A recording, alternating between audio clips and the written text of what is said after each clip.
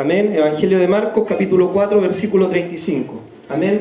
Jesucristo tiene todo el control. Vamos a ir leyendo, vamos a ir explicando la palabra, sentadito así como está, ¿ya? Vamos a ir exhortando la palabra. Señor, te damos gracias, Dios, por este tiempo. Amén. Gracias, Señor, porque podemos reunirnos, congregarnos, Señor, podemos orar, podemos cantar alabanza, Señor. Qué hermoso tiempo en tu presencia, Señor. Gracias, Señor Padre, por este día, Señor, que tú nos permites reunirnos, congregarnos, para poder darte gloria, honra, honor, Dios mío. Bendice este tiempo de enseñanza, abre nuestra mente, nuestro oído, nuestro corazón, y que sea un tiempo hermoso de que podamos aprender cosas nuevas, Señor, y podamos ser bendecidos y podamos poner en práctica tu palabra, que es lo más importante. En el nombre de Jesucristo pedimos todo, amén y amén. Dice así la palabra del Señor. Aquel día, cuando llegó la noche, les dijo: pasemos al otro lado. Y despidiendo a la multitud, le tomaron como estaba en la barca, y había también con él otras barcas. Pero se levantó una gran tempestad de viento y echaba las olas en la barca, de tal manera que ya se anegaban. Y él estaba en la popa, durmiendo sobre un cabezal. Y le despertaron y le dijeron: Maestro, ¿no tienes cuidado de nosotros que perecemos? Y levantándose, reprendió al viento y dijo al mar: Calla, enmudece. Y cesó el viento y se hizo grande bonanza. Y les dijo: ¿por qué estáis amedrentados así? ¿Cómo no tenéis fe? Entonces temieron con gran temor y se decían el uno al otro: ¿quién es este que aún el viento y el mar le obedecen? Amén. Bien, pasamos a la primera, ¿cierto? Jesús tiene control sobre las tormentas, ¿ya? El día de Cristo, ¿ya? Los días de Cristo eran días sumamente agotadores, mis queridos hermanos, ¿ya? Dice la palabra del Señor que Cristo se levantaba muy de mañana para orar, para buscar la presencia del Padre, y cuando era muy de noche, el Señor también apartaba un tiempo devocional para buscar a su Padre. Eso era lo que le daba poder ya a su ministerio, el estar en la presencia del Padre. ¿Y por qué Cristo hacía esto? Para darnos un ejemplo también a nosotros. Nosotros todo el día tenemos una infinidad de quehaceres, tenemos una infinidad de tareas que hacer, ¿ya? Algunos tenemos que ir a trabajar, ir a estudiar, hacer los quehaceres de la casa, ir de compra y todo el tema. Y muchas veces en nuestro tiempo devocional, las actividades del día nos pueden robar ese tiempo. Pero déjeme decirle que el tiempo devocional es el tiempo más importante que usted puede tener como cristiano. Porque ese tiempo le va a dar el poder, la fuerza para enfrentar los problemas, las situaciones de cada día, ¿ya? Cristo tenía siempre su tiempo devocional. Muy de mañana o bien entrada en la noche tenía sus tiempos. Durante el día, ¿cierto? ¿Qué es lo que hacía el Señor durante el día? El Señor se dedicaba a predicar, a enseñar, a visitar, a sanar enfermos y a responder muchas veces las críticas que le podían hacer los fariseos, ¿cierto? Él se encontraba enseñando y muchas veces nos faltaba el que le decía: ¿y por qué esto y esto otro? Bueno, así eran los días de Cristo, días de predicación, de evangelismo, de enseñanza, estar visitando hogares, estar sanando enfermos. Ese era un día normal para el Señor, ¿ya? Y nosotros también tenemos nuestros propios quehaceres. Quizá usted dice: bueno, yo no soy ministro a tiempo completo, pero nosotros en el día también tenemos nuestras actividades, que hay que lavar la ropa, que hay que hacer aseo en la casa, que hay que preparar la comida, que hay que salir a comprar, que hay que predicar también el evangelio, que hay que orar, que hay que hacer una infinidad de cosas, ¿ya? Y en el día muchas veces podemos vernos absorbidos por estas actividades. ¿Y qué es lo que produce cuando muchas veces nosotros tenemos tanta actividad? ¿Qué es lo que va a producir en nuestra vida? Agotamiento, ¿ya? Agotamiento físico, mental, espiritual, y muchas veces nos vamos a ver cansados. Y acá nosotros vemos que Cristo, ¿cierto? Él se quedó dormido en la barca porque indudablemente estaba cansado. Y no es la primera vez que nosotros vemos que Cristo se cansó.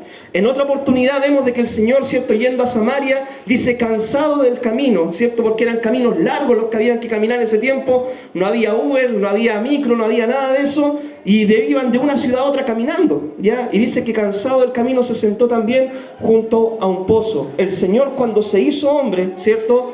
Cuando Dios se hizo hombre, tomó forma de hombre, igual a nosotros. Y Él estuvo las mismas limitancias que tenemos nosotros. Entonces Dios puede entenderte a ti cuando tú estás cansado. Amén. Dios puede entenderte a ti cuando estás problemado. Dios puede entenderte a ti cuando las actividades del día te roban el gozo, cuando las actividades del día te quieren consumir. Dios te puede entender porque Él pasó por las mismas situaciones que tú estás pasando el día de hoy, ¿ya? Pero lo que hay que tener en cuenta es el tiempo devocional. Eso es lo que nos va a dar fuerza para seguir adelante.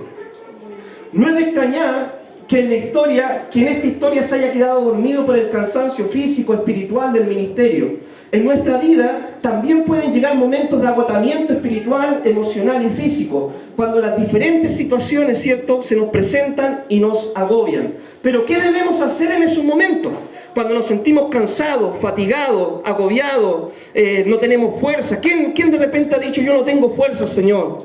O yo estoy cansado, o yo tengo muchos problemas, o de repente, no sé, uno está estresado y sabe que tiene que hacer el otro día un montón de cosas y todo. ¿Quién se ha sentido así? Todos, yo creo que hemos pasado por situaciones así. ¿Ya? ¿Qué debemos hacer en esos momentos?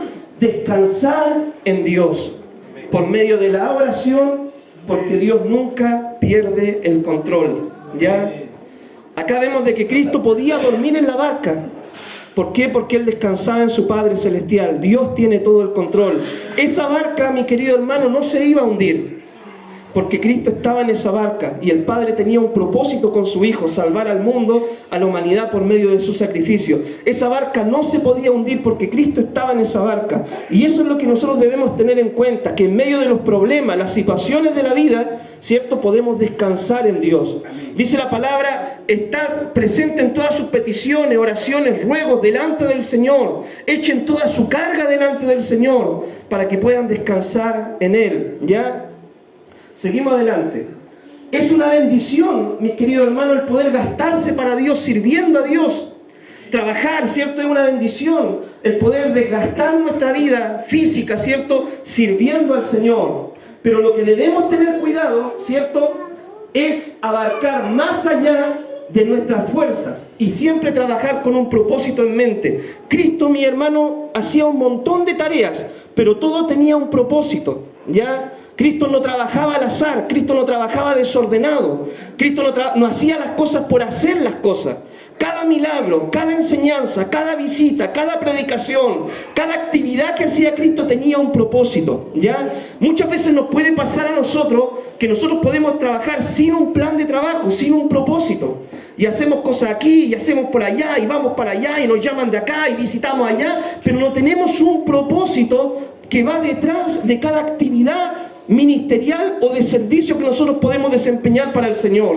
Y hay actividades que te pueden desenfocar del camino, del propósito real al cual Dios te llamó.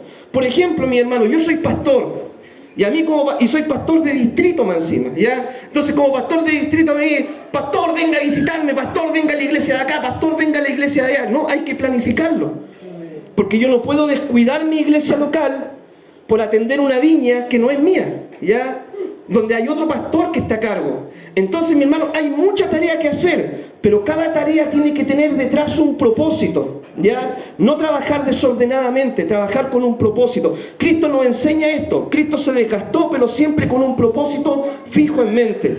Nosotros podemos abarcar más allá de lo que nosotros podemos cargar. Entonces, muchas veces, si nosotros nos comprometemos que voy a ir para allá a predicar, que voy a visitar para allá, que voy a tocar para allá, que voy para allá donde la abuelita, del tío, donde me llamen, ¿cierto?, podemos estar abarcando más allá de lo que Dios nos mandó a hacer, y finalmente nos vamos a ver cansados en el camino. Ya nos vamos a ver sobrecargados. Eso tenemos que pensarlo. A veces nosotros nos vemos en apuros por tomar cargas que Dios no nos ha mandado a tomar. ¿Ya? A veces podemos vernos así, tomar carga, responsabilidad que no somos capaces de soportar, y eso indudablemente va a llevarte a un agotamiento físico, mental, espiritual. ¿Ya? Si tú tomas carga más allá de la que tú puedes llevar. Por eso, hermano, cada uno debe saber, ¿cierto?, a qué Dios lo llamó. Debe trabajar con un propósito, y cada actividad debe tener un enfoque, ¿cierto?, que cumpla uno de los propósitos del Señor. ¿Ya? Así no nos vamos a ver sobrecargados. Por ejemplo, si uno estudia, tiene que cumplir con el culto, tiene que hacer el altar familiar, tiene que cumplir con la iglesia, tiene que predicar el evangelio, tenemos que hacer un montón de actividades. Entonces, si tomamos más carga de eso, nos vamos a ver sobrecargados, y después vamos a flaquear, pues. Y vamos a tener la típica del caballo inglés, ¿cierto? ¿Cuál es la caballo inglés? Empieza la carrera con todas las fuerzas, pero después, a mitad, ¿cierto? Queda ahí estancado y después va decayendo. Y Dios no quiere eso, ¿ya? Dios quiere que usted trabaje enfocado, con un propósito, para que el cansancio físico, el agotamiento no se lo consuma a usted también. Esta palabra me recuerda mucho a la palabra de Elías, ¿ya? Elías, ¿cierto? Dios lo llamó para ser profeta, para hablar la palabra del Señor, pero dice que un día Elías, ¿cierto? Profetizó, le dijeron, mira, te vamos a matar. Elías sale huyendo y dice de que Elías, cansado del camino, deseaba morirse. ¿Y quién quizás no ha pasado por una situación así, ¿cierto? Cansado, agotado, decía, yo para qué, yo no soy mejor que mis padres, estoy hastiado de mi vida y todo. Y dice de que esa noche duerme Elías y un ángel lo despierta y le da una tortilla de pan, una vasija de agua y le dice, Elías, come, bebe. ¿Por qué? Porque largo camino te resta por delante. ¿Ya? Muchas veces, mi hermano, en el camino nos vamos a sentir cansados, nos vamos a sentir agotados, nos vamos a sentir sobrecargados, ¿ya? Y muchas veces, ¿cierto? Es porque no sabemos tener nuestro tiempo devocional diario con Dios, porque abarcamos más de lo que podemos llevar, ¿cierto? O porque nos podemos desenfocar del propósito real y verdadero por el cual Dios nos llamó a sus caminos, ¿ya? Entonces en esto tenemos que poner cuidado. Sigamos adelante. La Biblia, ¿cierto?, relata que la barca fue azotada por un fuerte viento. A pesar de que los discípulos eran gente de mar, tuvieron gran temor de perecer ahogados. En ese momento clamaron a Jesús, ¿cierto?, y pidieron su ayuda.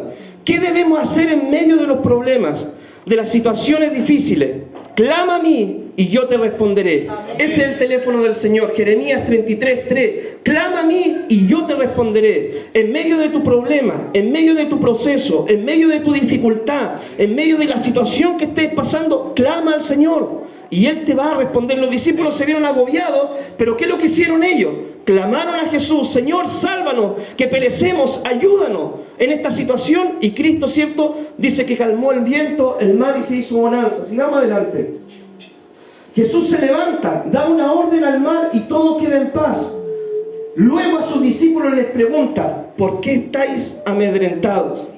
¿Cómo es que no tienes fe? En medio del problema, hermano, ¿qué es lo que te pide el Señor? Que confíes, que no estés amedrentado, que no pierdas la fe.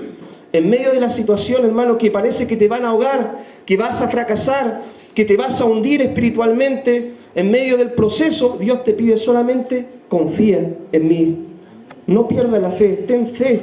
Dios no pierde el control, mi hermano, de toda situación, enfermedad, problemas matrimoniales, cualquier situación, problema económico que tú puedas estar pasando, problemas con tus hijos. Dios te dice solamente, clama a mí, confía en mí y no pierdas la fe. Quizás el proceso puede durar, hermano, un tiempo, pero Dios finalmente va a traer la respuesta a esa situación que tú estás viviendo, ¿ya? Solamente te pide que durante el proceso tú creas, confíes y esperes en Él. Sigamos adelante. En medio de las pruebas debemos acudir a la persona correcta. En medio de las pruebas debemos clamar a Dios por la ayuda. En medio de las pruebas Dios nos pide que confiemos y no tengamos temor. Y en medio de las pruebas debemos recordar que Jesús sigue siempre teniendo el control. En medio de la situación, hermano, recuerda esto. Dios no pierde el control. Yo no sé qué tormenta puede estar azotando tu vida el día de hoy. Problemas matrimoniales, problemas familiares, problemas con los hijos, problemas de salud, problemas económicos. Yo no sé qué tormenta puede estar azotando tu vida, ¿ya? Pero una cosa sí sé, que el Dios que calma las tormentas está aquí el día de hoy. Amén. Y Él te dice, confía en mí. Yo tengo el control, yo no he perdido el control. Confía solamente en mí. Eso es lo que te dice el Señor en esta tarde. Sigamos adelante. Jesús tiene el control sobre los demonios. Veamos lo que dice capítulo 5, Marcos. Dice así: vinieron al otro lado del mar, a la región de los Gadarenos. Y cuando salió él de la barca, enseguida vino a su encuentro de los sepulcros un hombre con espíritu inmundo, que tenía su morada en los sepulcros y nadie podía atarle, ni aun con cadenas, porque muchas veces había sido atado con grillos y cadenas, mas las cadenas habían sido hechas pedazos por él y desmenuzados los grillos, y nadie le podía dominar. Y siempre de día y de noche andaba dando voces en los montes y en los sepulcros, hiriéndose con piedras. Cuando vio pues a Jesús de lejos, corrió y se arrodilló ante él, y clamando a gran voz dijo: ¿Qué tienes conmigo, Jesús, Hijo del Dios Altísimo? Te conjuro por Dios que no me atormentes, porque le decía: sal de este hombre, espíritu inmundo. Y le preguntó: ¿cómo te llamas? Y respondiendo, diciendo: Legión me llamo, porque somos muchos. Y le rogaba mucho que no los enviase fuera de aquella región. Estaba allí cerca del monte un gran hato de cerdos paciendo, y le rogaron todos los demonios diciendo: envíanos a los cerdos para que entremos en ellos.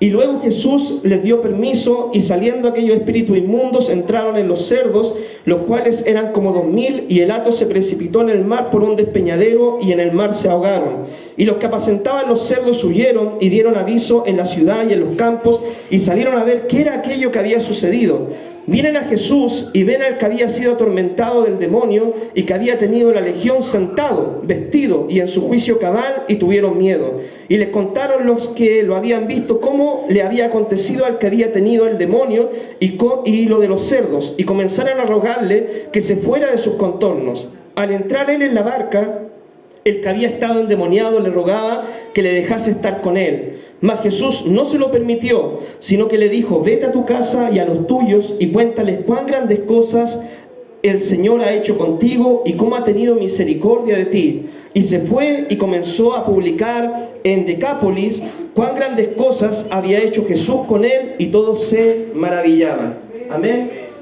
¿Qué es lo que son los demonios? Los demonios son ángeles, ¿cierto?, que se rebelaron junto con Satanás. Esos son los demonios, ¿cierto? Cuando acá la Biblia habla de un endemoniado, ¿cierto?, que estaba poseído por espíritu inmundo, los demonios son ángeles caídos, ángeles que se rebelaron junto con Satanás. Satanás era un ángel que Dios creó, ¿cierto? Un ángel hermoso, dice la palabra, que no había otro ángel como él, pero este ángel por orgullo, ¿cierto?, se sobreestimó a sí mismo y quiso ser igual a Dios, ¿ya?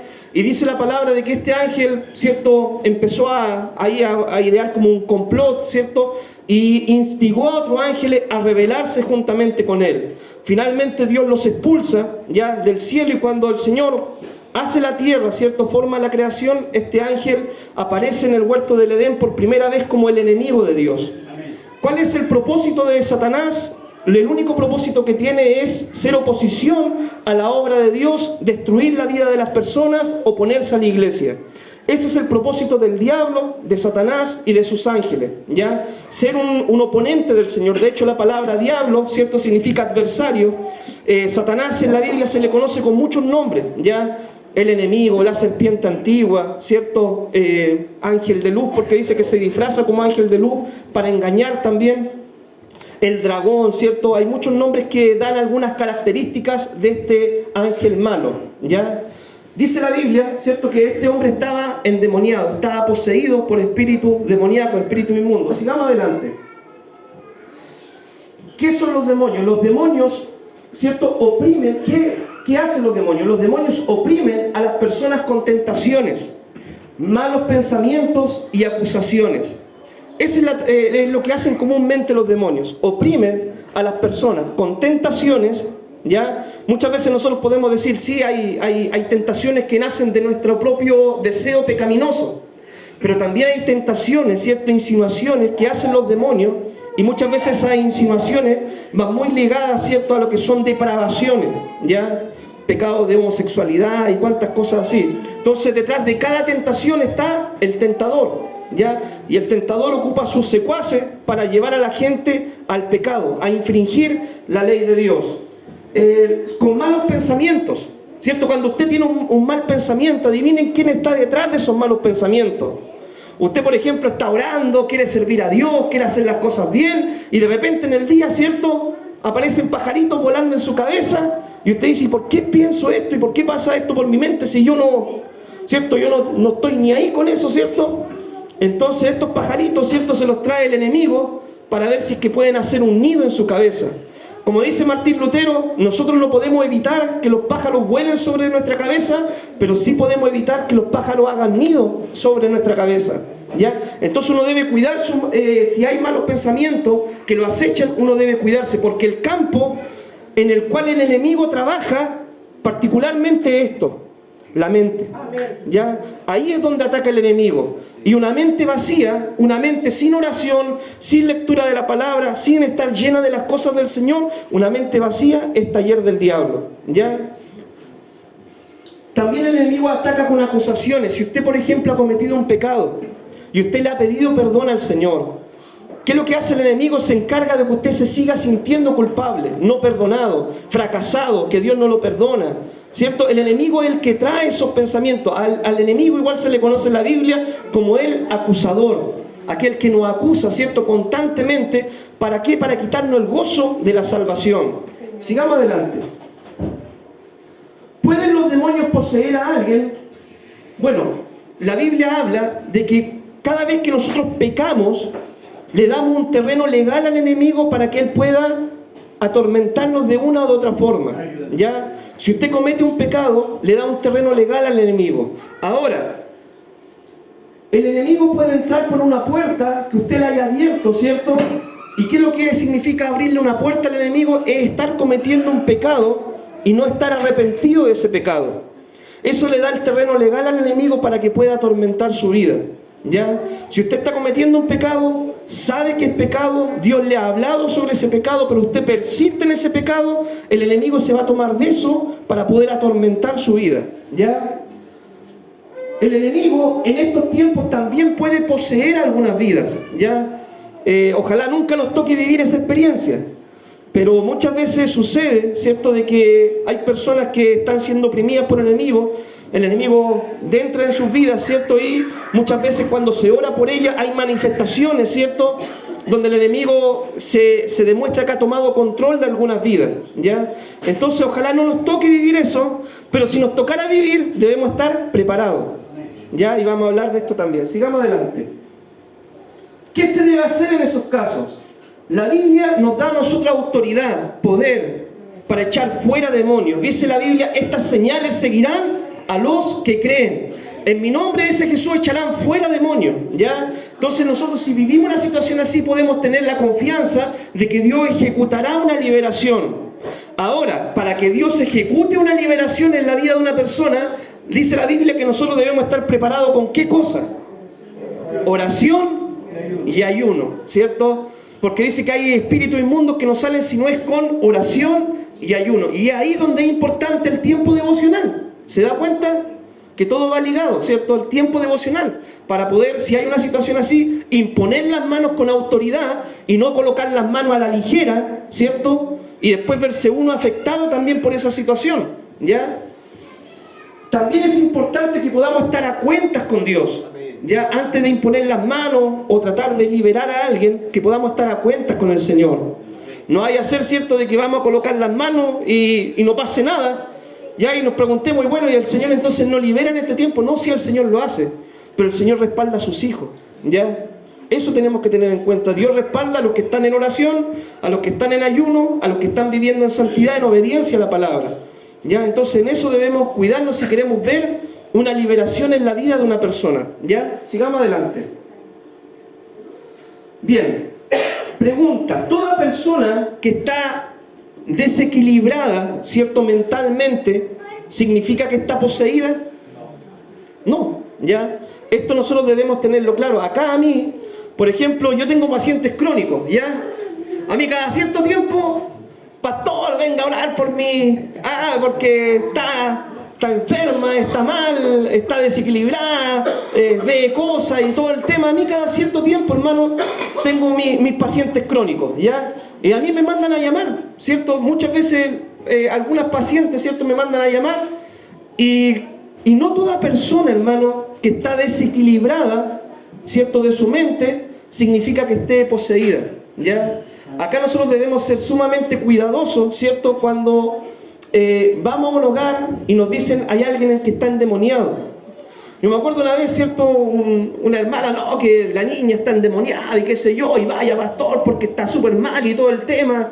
Y ya, pues yo fui, ¿cierto? Y claro, la niña estaba muy mal, ¿cierto? Estaba muy mal, fuimos con un grupo de hermanos. Y yo antes de colocar las manos, antes de ponerme a orar, antes de hacer cualquier cosa, lo primero que yo le dije a la mamá, le dije, ella toma remedio, ¿cierto? y como que me querían contar y no, porque para alguna gente es vergonzoso esto, ¿ya? El tener que tomar algún remedio psiquiátrico, psicológico. Y yo le dije, ella toma remedios, ¿cierto? Me dijo, sí, ella toma remedios, pero abandonó su tratamiento. Lo que ella estaba pasando en ella no era que estaba endemoniada, ella estaba descompensada. Hay una gran diferencia, mis queridos hermanos, en estar endemoniado y en estar descompensado, ¿ya? Una persona se puede descompensar, por ejemplo, si usted es diabético y no se comió un dulcecito, se puede descompensar. No significa que usted esté endemoniado. La pastora, por ejemplo, es diabética, ¿ya? Si ella no toma su remedio, empieza a tiritar, empieza ahí a...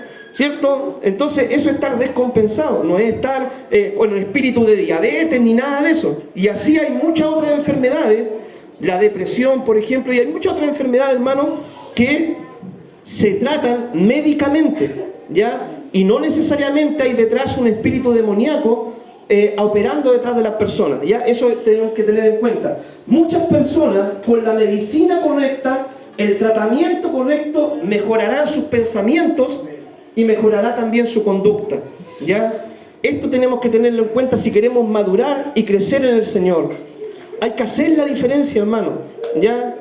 Porque muchas veces hay iglesias, ¿cierto?, que son muy enchapadas a la antigua, muy pentecostales, ¿cierto?, a la antigua, y no, y que Dios te va a sanar, y coloquemos las manos sobre el enfermo y todo el tema, y después cuando Dios no hace el milagro, dicen, no, es que no tiene fe, ¿cierto? O de repente la persona parte o le pasa algo peor, y dice, no, es que la persona no tenía fe. No, no es que no tenía fe.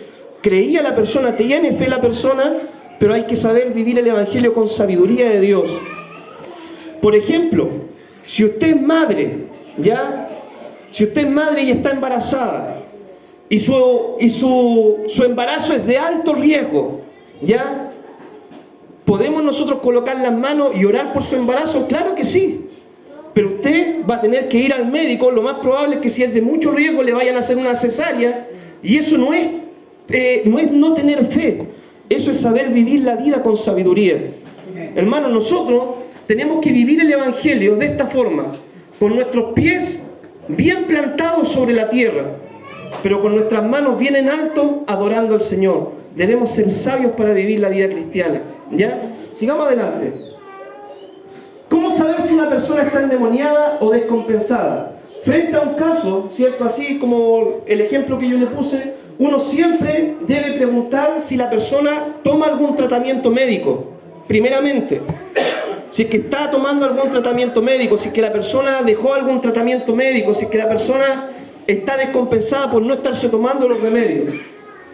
Y en respuesta a eso, cuando una persona está endemoniada, ¿cierto? ¿Usted en qué lo que lo va a notar? Hay manifestación demoníaca, ¿ya?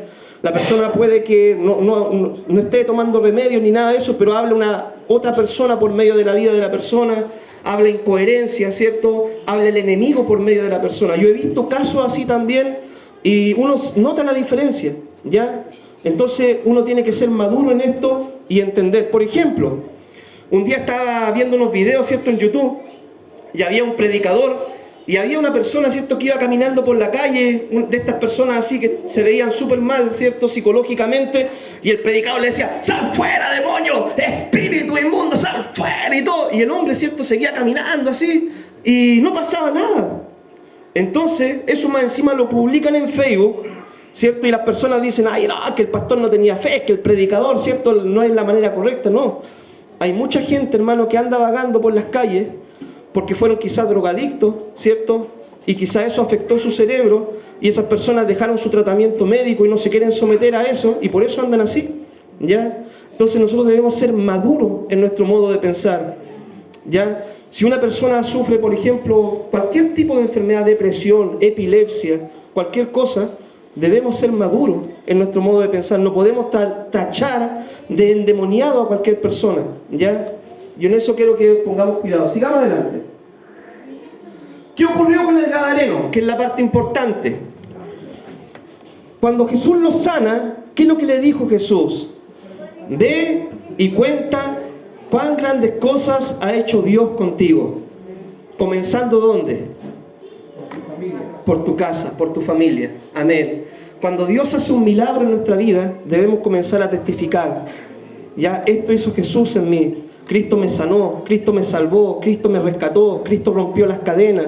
Cristo respondió a esta oración, empezando por nuestro entorno más cercano, nuestra familia, nuestra casa. Si usted vive con sus papás, sus hijos, ¿cierto?, sus nietos, por ahí hay que empezar contando cuán grandes cosas ha hecho el Señor.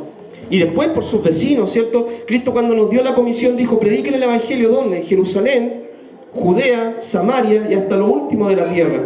Pero todo empieza por nuestros más cercanos, ¿ya? Nuestros testimonios pueden ayudar a las personas a que están pasando situaciones similares a las nuestras puedan tener fe en Jesús. Sigamos adelante. Bien, última parte. Jesús tiene poder sobre la enfermedad y sobre la muerte. Dice así el versículo 21. Pasando otra vez Jesús en una barca a la otra orilla, se reunió alrededor de él una gran multitud y él estaba junto al mar. Y vino uno de los principales de la sinagoga, llamado Jairo, y luego que le vio se postró a sus pies y le rogaba mucho, diciendo: mi hija está agonizando, ven y pon las manos sobre ella para que sea salva y vivirá. Fue pues con él y le seguía una gran multitud y le apretaba. Pero una mujer que desde hacía 12 años padecía flujo de sangre y que había sufrido mucho de muchos médicos y gastado todo lo que tenía y nada le había aprovechado, antes le iba peor, cuando oyó hablar de Jesús, vino por detrás entre la multitud y tocó su manto, porque decía: si tocare solamente su manto seré salva. Y enseguida la fuente de su sangre se secó y sintió en el cuerpo que estaba sana de aquel azote. Luego Jesús, conociendo en sí mismo el poder que había salido de él, volviéndose a la multitud, dijo: ¿quién ha tocado mis vestidos? Sus discípulos le dijeron: ves que la multitud aprieta y dice: ¿quién me ha tocado? Pero él, mirando alrededor para ver quién había hecho esto, entonces la mujer, temiendo y temblando, sabiendo lo que en ella había sido hecho, vino y se postró delante de él y le dijo toda la verdad. Y él le dijo: hija, tu fe te ha hecho salva, ve en paz y queda sana de tu azote. Mientras él aún hablaba, vinieron de casa del principal de la sinagoga diciendo: tu hija ha muerto, ¿para qué molestas más al maestro? Pero Jesús, luego que oyó lo que le decía, dijo al principal de la sinagoga: no temas, cree solamente. Y no permitió que nadie le siguiese, sino Pedro, Jacobo y Juan, hermano de Jacobo. Y vino a casa del principal de la sinagoga y vio el alboroto y los que lloraban y lamentaban mucho. Y entrando les dijo: ¿por qué alborotáis y lloráis? La niña no está muerta, sino duerme.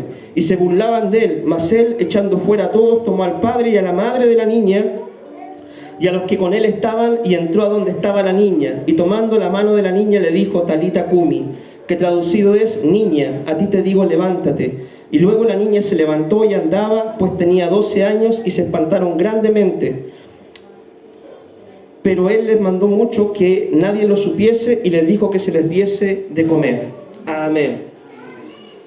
La Biblia relata, ¿cierto?, que había una mujer enferma desde hacía 12 años. 12 años es bastante tiempo. Ya yo no sé si tú llevas una enfermedad quizás por mucho tiempo, pero 12 años es un tiempo bastante prolongado, ¿ya? Y esta enfermedad consistía en que la mujer tenía hemorragia, ¿cierto? Dice de que el flujo de su sangre no se detenía. Y esta situación la volvía a ella ceremonialmente impura. Ya para el pueblo judío, con todas las ceremonias que tenían del Antiguo Testamento, una mujer con hemorragia no podía ir al templo, ¿ya? No podía ni siquiera tener relaciones con su esposo, ya, porque lo contaminaba, ¿cierto? Lo hacía impuro a él. En las tradiciones ceremoniales que había en el Antiguo Testamento, ¿ya? Esta mujer no podía ir a la sinagoga a adorar al Señor, ¿ya? Entonces estaba, por su situación, su condición, estaba impedida de poder llevar una vida normal. Pero también oyó hablar de Jesús, ¿ya? Oyó hablar de un Cristo que sanaba, que obraba, que se glorificaba en los que estaban enfermos. Y ella tenía tal fe, hermano, que ella no dijo: voy a ir donde Cristo a pedirle que ore por mí. Ella dijo: yo voy a ir solamente, ¿cierto? Y sin que nadie me vea, para no armar alboroto, para que los demás no digan que soy impura o que no puedo estar ahí, voy a tocar silenciosamente su manto, porque sé que si toco ese manto, yo voy a ser sana. Y esa fe movió a esta mujer. Dijo: solamente me basta tocar el manto de Jesús y yo voy a ser sanada, ¿ya? Y dice la Biblia que ella entre la multitud se escabulló, fue y tocó ese manto, y cuando lo tocó ocurrió un milagro. El flujo de su sangre se secó, fue sana de aquel azote. ¿Ya? Sigamos adelante. Cuando yo hablar, ¿cierto?, fue la Biblia, ¿cierto?, nos declara a nosotros, hermano, de que cuando nosotros estamos enfermos, podemos confiar en el Señor, ¿ya? Podemos confiar en el Señor. De hecho, la palabra nos dice a nosotros, si hay alguien enfermo entre ustedes, llame a los ancianos de la iglesia y oren por él, ungiéndole con aceite, y la oración de fe salvará al enfermo, ¿ya? Muchas veces nosotros decimos, pasen acá los que están enfermos, y como que nadie quiere pasar, no sé. Pero si usted tiene fe, ¿cierto?, como esta mujer, Dios puede hacer un milagro también en su vida. Amén. Sigamos adelante. Jesús declaró, ¿cierto?, que estas señales van a seguir a la iglesia.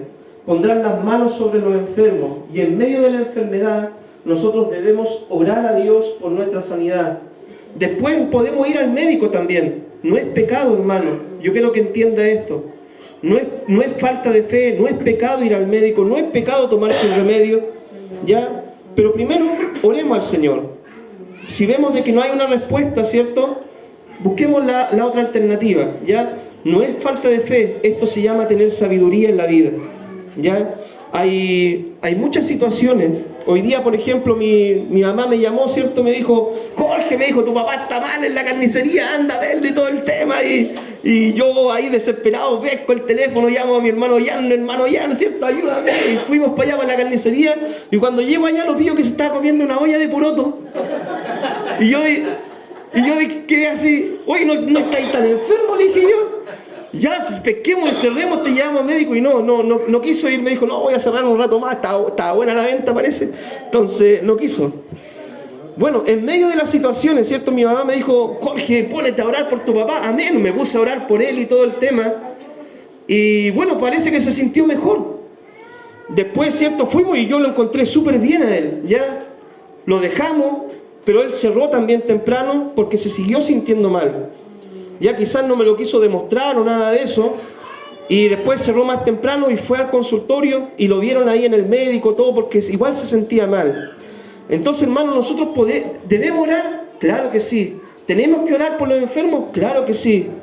Pero también, ¿cierto?, debemos llevarlo a médico. Nuestro hermano Jacobo el domingo, ya, ahí tiene el caso más claro de esta semana, ya.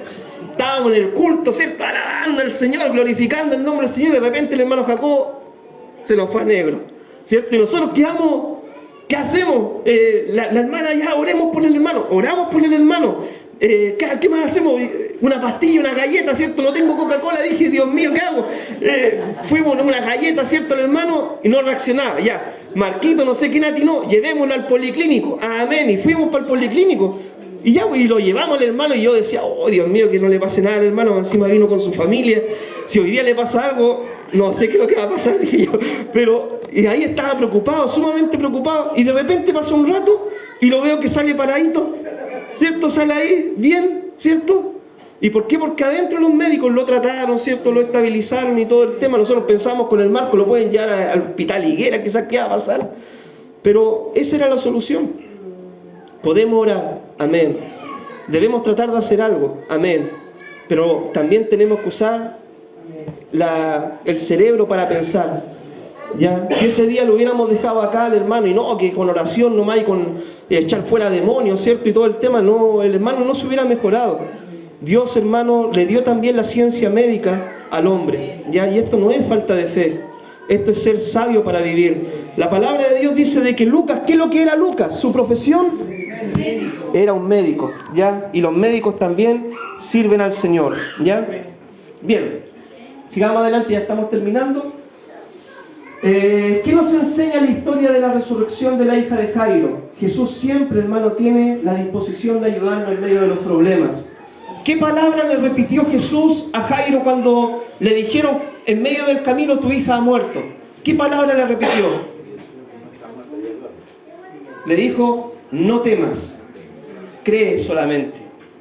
En medio del problema, Dios te vuelve a decir, no temas, cree solamente.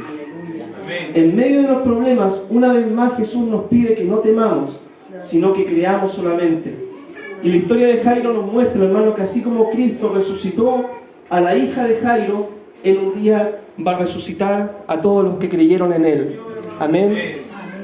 El Señor tiene poder para levantar muertos. Amén, mi hermano. Amén.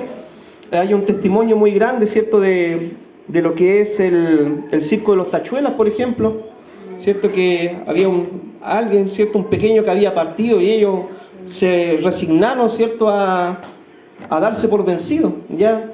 Ellos no te lo puedes llevar, Señor, y no te lo puedes, y clamaron, y clamaron, y clamaron, y clamaron, hasta que Dios efectuó un milagro, hermano, resucitó a ese pequeño. Dios lo puede hacer el día de hoy, claro que lo puede hacer, ¿ya? Y Dios también lo va a hacer en el día futuro, cuando nosotros partamos de esta tierra, ¿cierto? Dice de que los justos oirán la voz de Jesucristo y resucitaremos, ¿cierto? Con cuerpo incorruptible. Amén. Así que esto nos enseña. Conclusión. Me faltaron la J mayúscula, dijo la hermana Isolda, ¿cierto? Ahí dice el torpeo apurado, ¿cierto? Jesucristo, ¿cierto? Con J mayúscula. Gloria a Dios. Tiene autoridad sobre las tormentas de la vida. Jesucristo tiene autoridad sobre los ataques del enemigo. Jesucristo tiene autoridad sobre las enfermedades de la vida. Y Jesucristo tiene autoridad sobre la vida y sobre la muerte. Amén. Ese es el Dios que tiene todo el control. Oramos al Señor, mi hermano, en esta tarde. Padre Santo, bendito Dios, te damos gracias, Dios, por este tiempo de enseñanza, Señor. Padre, por medio de estas 4 historias, tú nos muestras de que tienes el control sobre todas las situaciones que podamos pasar. Tú tienes, Dios mío, el control sobre las tormentas de la vida, Señor. Cualquiera sea la tormenta que nos pueda azotar, tú tienes el control. Tú tienes, Dios mío, el control, Señor, sobre los demonios, Señor.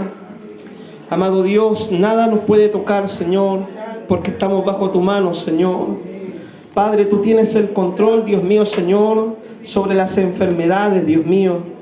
Padre Santo, amado Dios, tú eres el Dios que sana y perdona todos nuestros pecados, Señor. Señor, tú eres el Dios que tiene el control sobre la vida y la muerte del creyente, Señor.